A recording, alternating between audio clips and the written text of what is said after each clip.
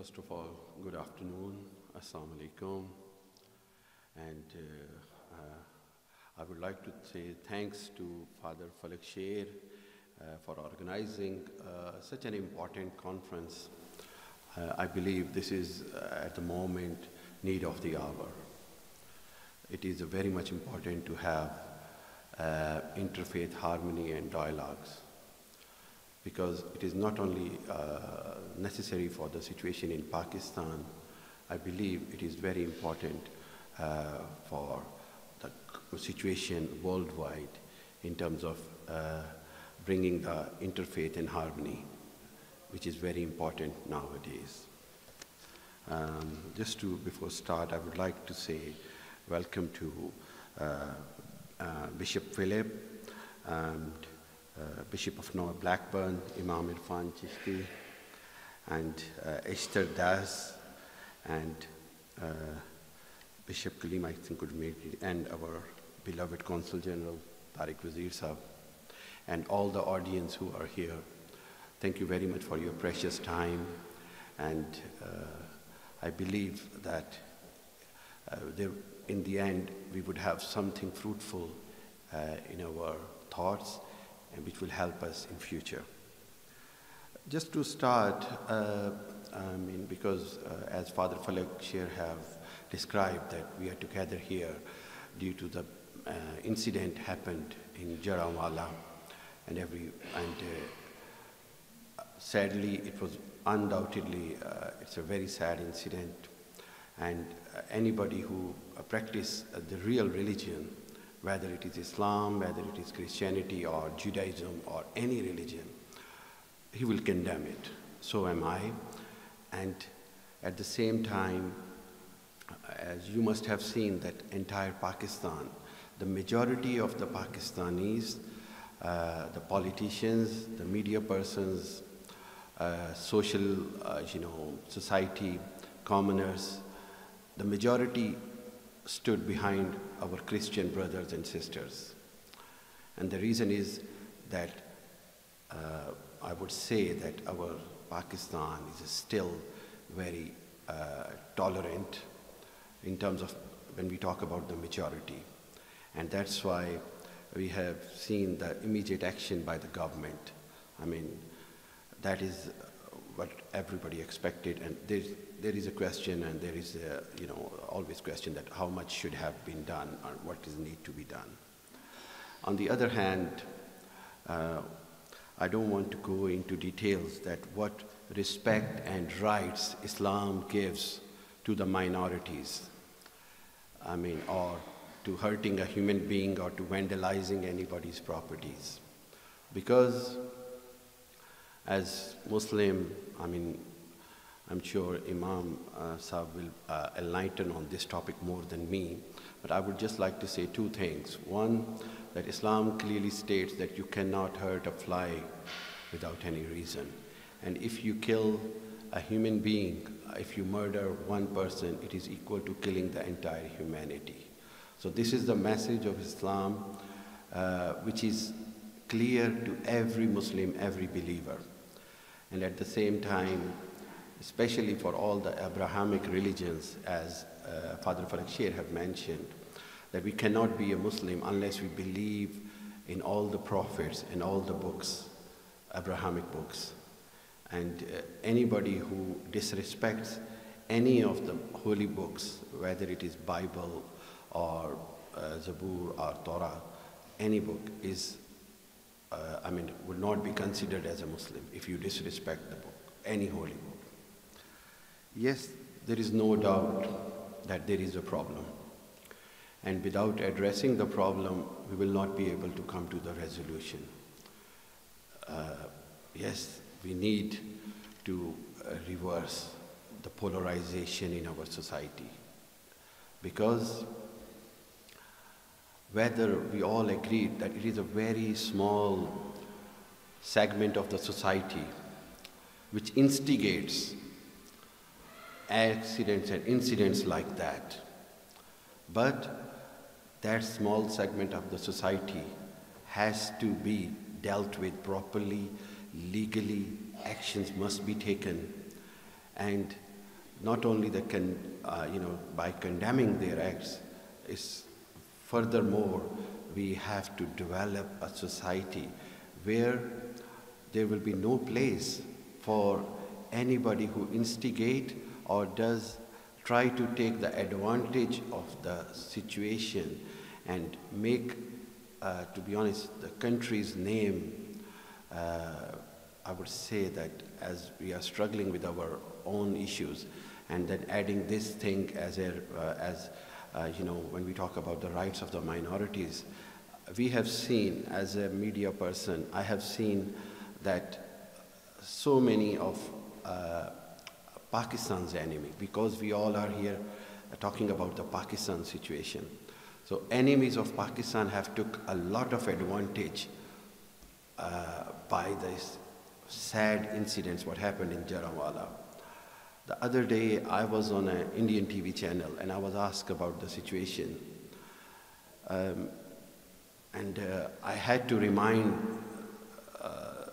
my fellow co-host, he was Indian, I had to remind him the incidents of 2008 in Orissa when there was 650 churches were burnt. Over 56,000 Christians have to be displaced. Over 40 Christians were killed by the Hindus and by the RSS extremists. Over 90 women were raped in 3 days. And then that carried on when there was a regime change in 2014 and carried on. And even today we have seen what's happening in Manipur, what's happening in Goa, what's happening in Kerala and other states where minorities are very badly struggling. But when anything like that happened in Pakistan, then yes, it becomes the highlight, the biggest news of the world. Pakistan government do take actions against that. But at the same time, as a responsible citizens of the Pakistan, we must understand that sometimes things went out of control and damage is done. And the main job is to, as we have a topic for today, how to prevent it for future, how to prevent this not to happen in future.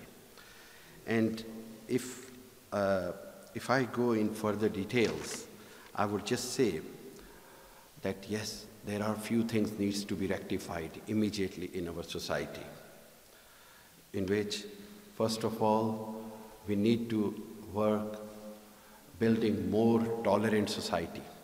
And when I say about tolerance, it's not about the tolerance, it's about the acceptance. Because tolerance means you might have a disagreement, but you are accepting the person because he is part of your society. But now, if you look at the basis of Pakistan's creation, if you look at the speeches of founder of Pakistan, Quaid-e-Azam Muhammad Ali Jinnah, or if you went back to the Prophet Muhammad Sallallahu time, everywhere, the basis of Islam is that live in the harmony. If you are in majority, then you have the responsibilities to look after your minorities. That was the message of Quaid-e-Azam. Quaid-e-Azam have clearly stated in his speeches, even 6th of August 1947, then in 1947, after the creation of Pakistan, when he delivered his first speech in Legislative Assembly at that time, and it was clear message for the rest of the world that Pakistan will be a home for every Pakistani, including minorities. Yes, there is a misuse of law, and there is a responsibility of a state. There is a responsibility of the people who are in power that they need to bring the dialogues together. They need to bring the better laws where culprits would get the right punish. I mean, the incident like Jallianwala, and we have seen prior incidents as well, where somebody's have misused the blasphemy law, and they have, killed, like there was incident with a Sri Lankan citizen in Sialkot. then the entire nation went together against that. But still, there is a need of laws introduced by the government. At the same time, it is the responsibility of our political elite, it is the responsibility of our civil society that needs to have more interaction with our Christian brothers and sisters and our all minorities. And if we look into the situation, I believe that bringing the educational awareness, then promoting interfaith dialogues, civic engagement, equal legal protection, starting some social programs where there will be more awareness for each other's religion, respecting each other's religion. And in case of any confusion or any misunderstanding, we believe that this is the time when government and the social society and the political elite needs to introduce some kind of a platform where there could be a dialogue for any kind of misunderstanding in terms of disrespecting a religion, in terms of disrespecting Prophet Muhammad in terms of blasphemy laws, in terms of disrespecting Holy Bible or Holy Quran. So there are very, I would say, that solid step needs to be taken. And these steps can only be taken with the support and pressure from the forums like this, from the institutions, from the small platforms, where there should be a unanimous demand that now it is the time to look into our curriculum, where there should be I would believe that there should be introduction of comparative religion. We do study comparative religion in Punjab University and other universities. All Pakistani universities do give the teachings of comparative religion, but it is by choice. I think this is the time when it could be compulsory as well, so that there will be more understanding for other religions. And when there will be more understanding for other religions, it will help us to finish the polarization of our society. And if you look into the situation, we need a long-term planning. It is not going to be short-term, because there are so many things in Pakistan other than this incident or this particular chapter. There are a lot of things going on in the country where people are frustrated. People are undecisive. And when the entire society is polarized, whether it is politically, religiously, socially, ethnically, and regionally, that is a fact.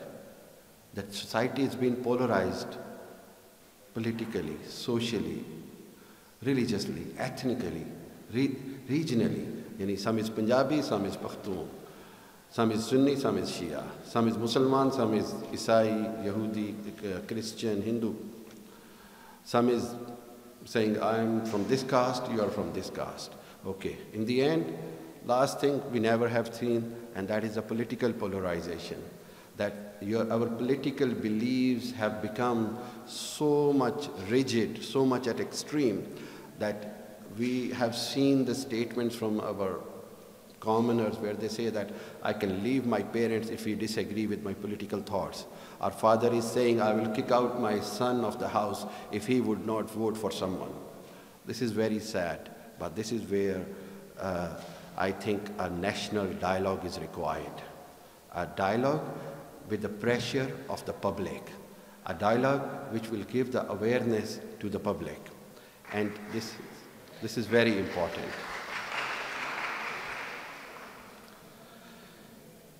When we talk about